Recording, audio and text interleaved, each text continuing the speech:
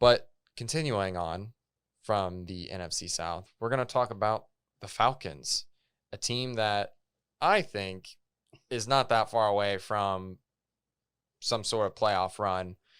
The problem is I feel like they have some sort of management issues, or they need to get in gear and find a new GM, because they made some like crazy questionable decisions this season.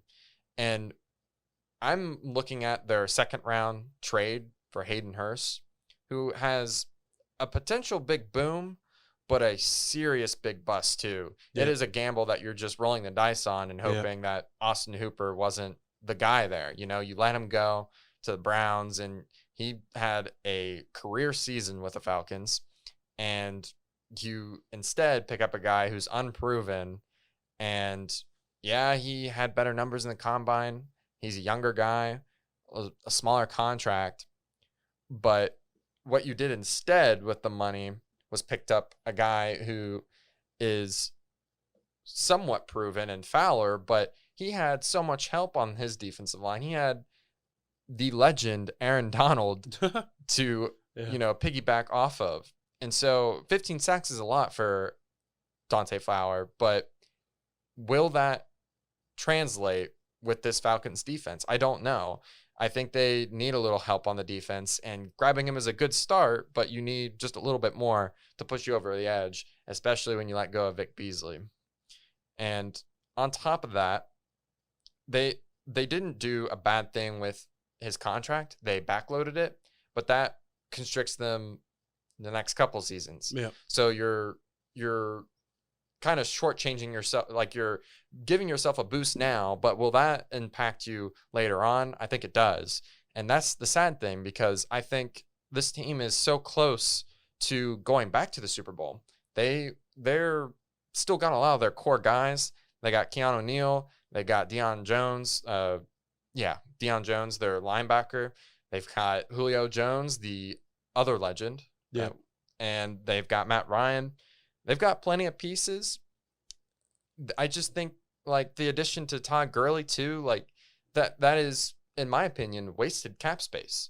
Like, if you don't give him that contract and, you use the second round pick instead on J.K. Dobbins, who is younger, doesn't have an injury history. And we've talked about this before. We like J.K. Dobbins. Yeah. We think he's going to be the next big running back. But, I don't know what their coaching staff, what they wanted to go for in the draft. Probably mainly defense, because they are expecting their offensive linemen to step up. Last season, they picked up Chris Lindstrom and Caleb McGarry, a guard and a tackle, 13th and the 31st pick in the draft in 2019. They need to step up, because if not, they're going to be the biggest bust for the Falcons, and they're going to lose their window with now Matt Ryan being in his 13th season. Mm-hmm. Julio Jones isn't getting any younger, and it's just a lot of questionable gambles to me. And the thing is, I'm still scared of them in any given Sunday. I think they can beat any team. Julio Jones can take over any game at any point, and it can be a shootout from there. And I don't want to ever get into that sort of situation.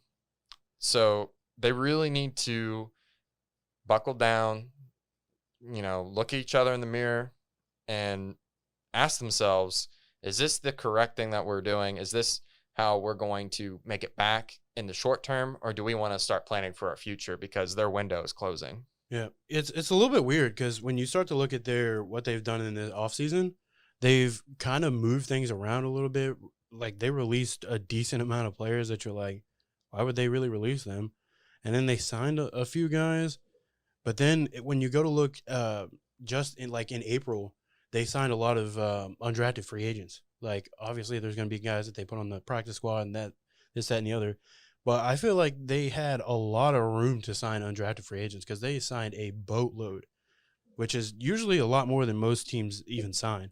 There's a lot of guys that they released. Desmond Trufant. Like, I'm kind of like, I don't. That's one of your staple guys. Yeah, that's one of your main defensive guys. So, I mean, I guess you're trying to move forward, and You don't think he's the guy to move forward with, but releasing Vic Beasley, like a bunch of guys they just release, and you're like, I don't understand. And then they go and sign Todd Gurley, and you're like, okay, that's a good move for them. I mean, Todd Gurley has been previously a really good back.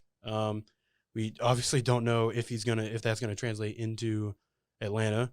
He could come in and just absolutely stink it up because he's not used to that offensive line. They're not at what he had out in LA, and maybe he's not good. But like you said, you're taking a lot of chances on a lot of the moves they made. So I'm just confused on really what their management team and like their coaches and everything, what their mindset is for this.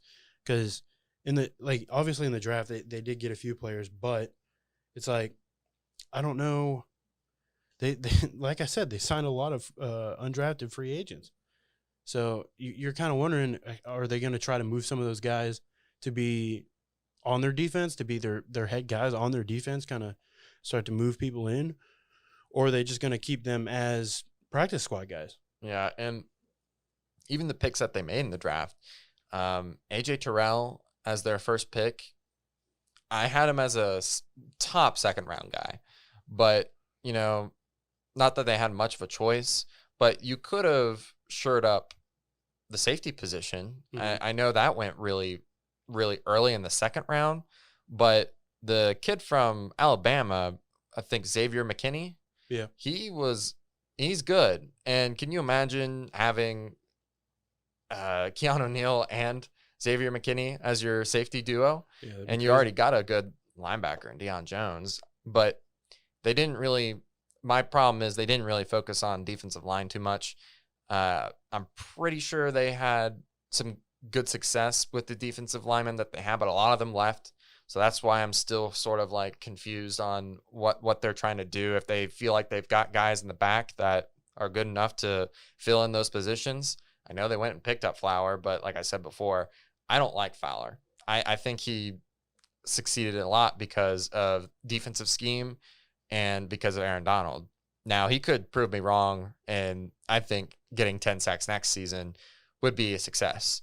I think lower than that would be, that would be a bust to me for the amount of money you paid for him. But we'll see. I also have to say that it's going to suck for Falcons fans next season.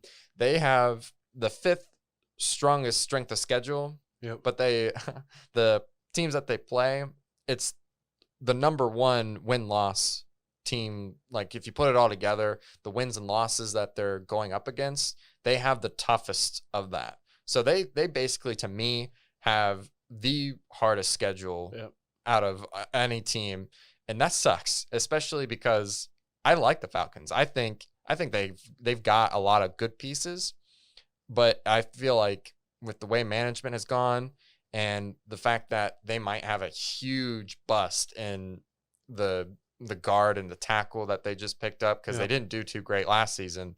And I know they're rookies, but you hope that they make progression next season. Yep. That's always what you hope for. But a lot of time it doesn't happen. We talked about how the tackles position is one of the scariest positions to draft. And when you use that as your 31st pick in the draft, you don't know what you're going to get. So we'll see. I hope for the best for the Falcons. I think that they can go 8-8, 7-9, just like they did last season, maybe even 9-7, get that 7th seed spot, maybe even 6 or 5. They have the talent. It really just depends on the other 2 teams that we're going to talk about, the Saints and the Bucks, whether or not they're going to do that. It really kind of sucks for the Falcons. It's just kind of the same way for the Panthers, but the Falcons do have to play the Saints twice a year, and they do have to play the newly formed Bucks twice a year.